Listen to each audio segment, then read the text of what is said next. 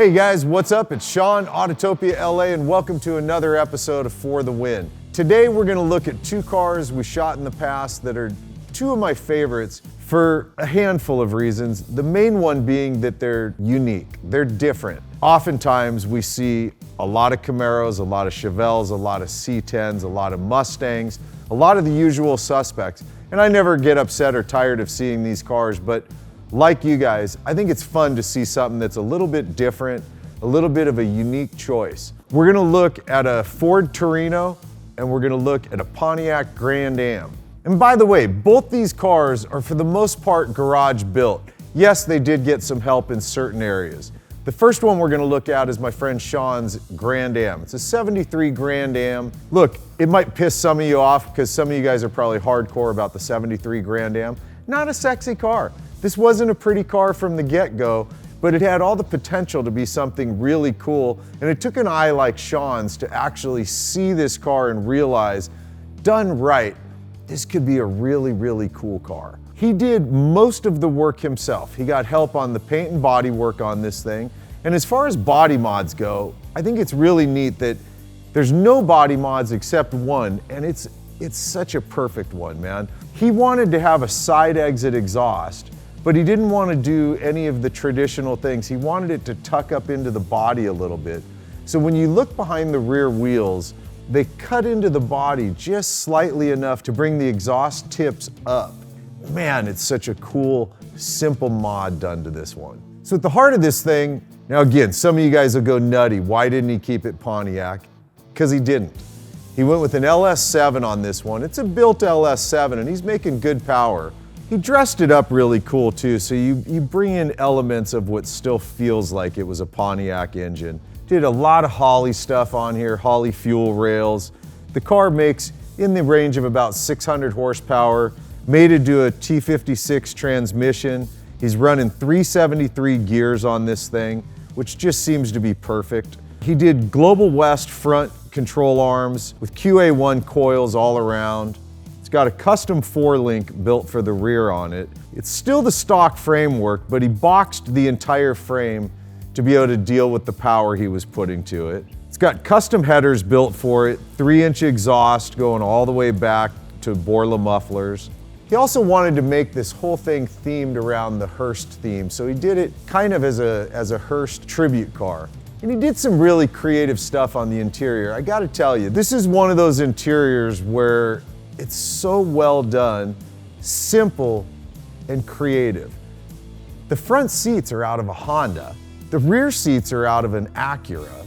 The center console on this thing is out of a modern, I think he said 2012 Dodge Challenger.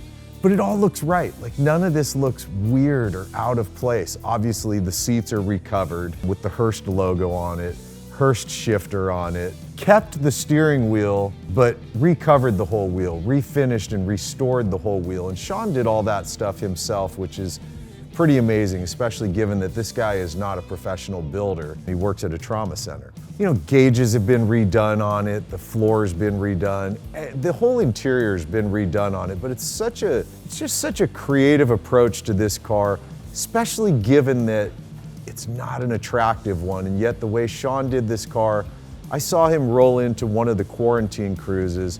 We all kind of ran over and it was an instant, hi, how you doing? And when can we shoot your car? Had a great time shooting down at my buddy Dean's place, SoCal Classic Car Storage. And the ride with Sean was just awesome. So let's jump in, go for a little ride with him and show you what this Grand Am's all about.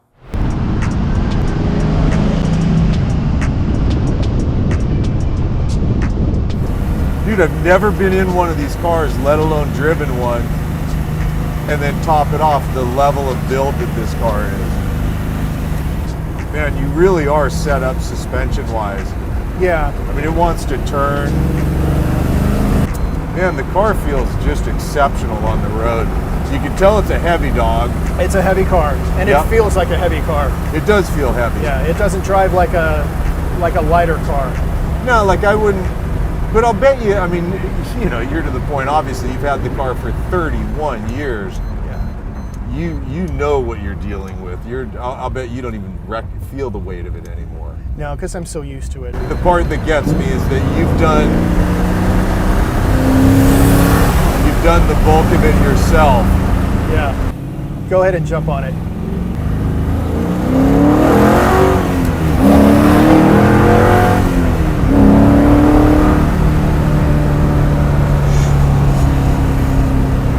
I think you've built, honestly, what my version of the perfect car is. It's gonna do all the things that gets you excited, but you also got a car you can do like that. You can put it in fourth gear at probably, what are we going, 40 miles an hour? Yeah. You know?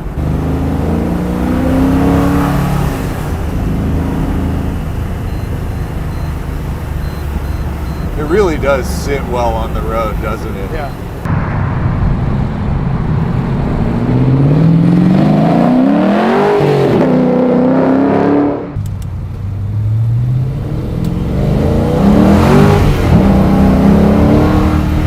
Wow.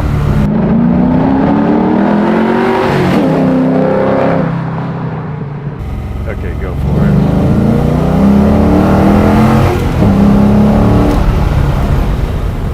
Whoa, you have a ton of brake on here. Yeah.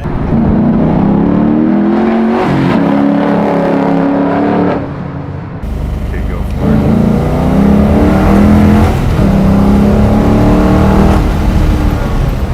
Holy crap, dude.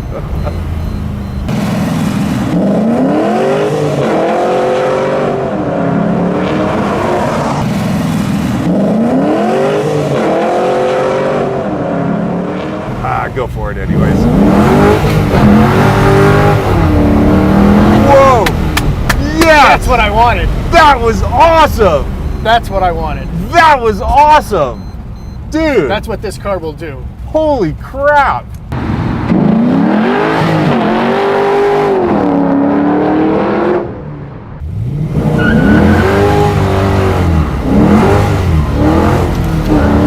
Oh shit.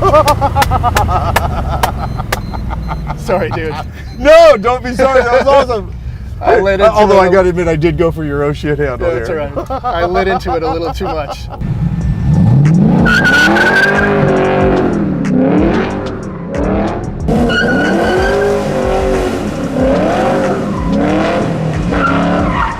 All right, so the next one, not only a cool car, but a cool story.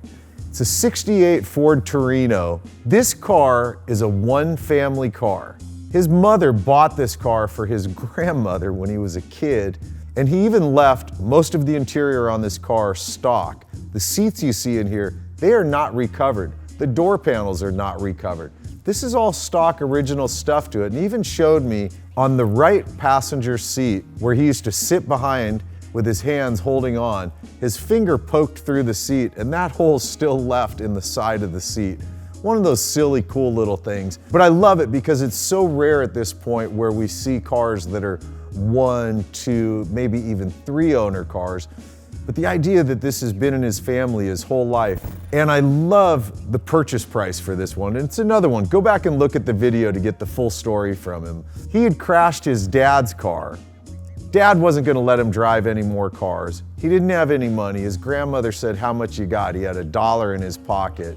His grandmother said, "Give me the $1," and she gave him the car. So he bought this Torino for $1. I'd buy that for $1. And then he decides to do what he did to this car. And I just absolutely love the choices Brian made on this car. I think it's exceptional. So at the heart of this is a 351 stroked out to a 427. It's a fully built engine, making right in the range of about 560 horsepower. It's mated up to a T56 Magnum transmission. He extended the chassis on this car, did a Mustang 2 front end. He did RideTech air suspension on it because he wanted the ability to really stance the car and make it look sick when it's parked, but have good ride height when he's driving down the road. He did Willwood brakes all around the whole car. He just did a proper build on this car. Some people give him trouble. I heard it in the comments on the original video on this one about the size of his wheels, the profile of his tires. Personally, I just love the choices that he made on it. I love the color of it. I love the red anodized bolts around the hardware on the wheels. I love the low profile look on the tires on this car. I mean, this isn't a pro touring car. This is a cruiser. It's a well done cruiser and it's got plenty of power, but you know what I mean. He's not gonna go out and autocross this. He's not gonna road course it.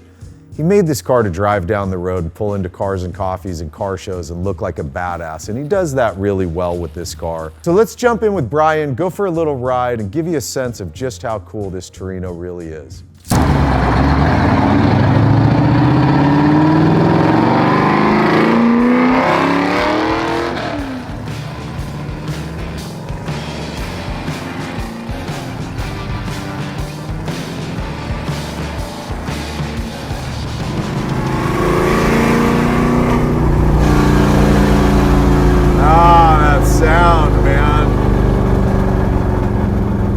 Like we were talking about, nothing against a Coyote or an LS, but god dang, there's something about the sound you get from the push rod, the stroked motor like that. Oh, totally. Big cam, just rolling. Big heavy cam like that, yeah.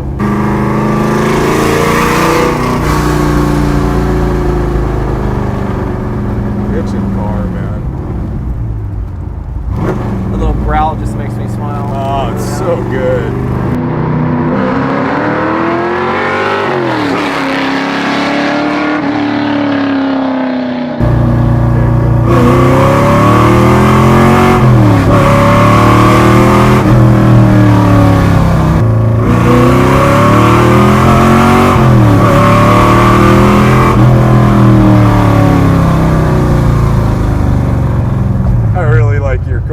This thing's just really cool.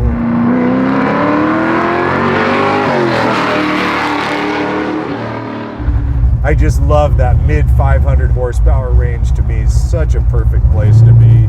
No, it totally is.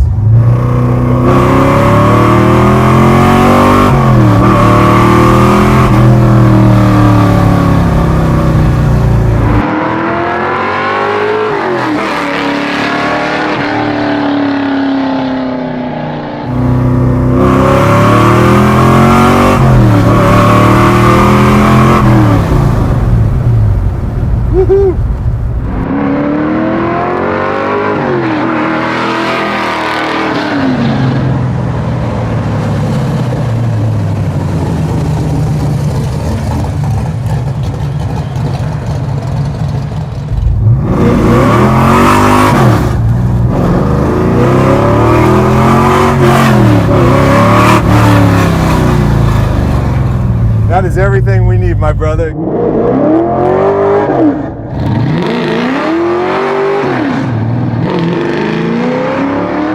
So the what I likes, the what I don't likes. You know, with Brian's car, the only thing, I mean, I love the story of it, but the truth is, the stock interior, the short back seats, the lap belt only, these days it kind of freaks me out a little bit. It's his car, he should do exactly what he wants, and that's what he did. Everything else about this car I really love. I love the color, I love the stance, I love that it's on the Ride Tech Shockwave, so although you're aired out, you're still always riding on the coil, so you've got performance and handling. I think the power on this car is great. Everything about it. The only thing I would alter on this car would be the seats and having some better safety precautions, you know, especially either full harnesses or at least a shoulder pull. Sean's car, I suppose what I don't like about it is what he started with, which is a 73 Grand Am. But that said, the way he did this car, I love every element of it. You've got handling, you've got perfect power for drivability, spinning tires, ripping the car, having fun in it. You're gonna pull up in something that's completely and totally unique. I'm willing to bet money he never, ever, ever pulls up and parks next to another Grand Am. Certainly not one that looks anything like this or sounds anything like this. I also like the simple fact that he's got the taller seat, that he's got a shoulder strap. So you do have some of the general basic safety stuff that makes me feel comfortable. So although I love the looks of the Torino, for the win, for me, is the LS7 powered Grand Am that our friend Sean built.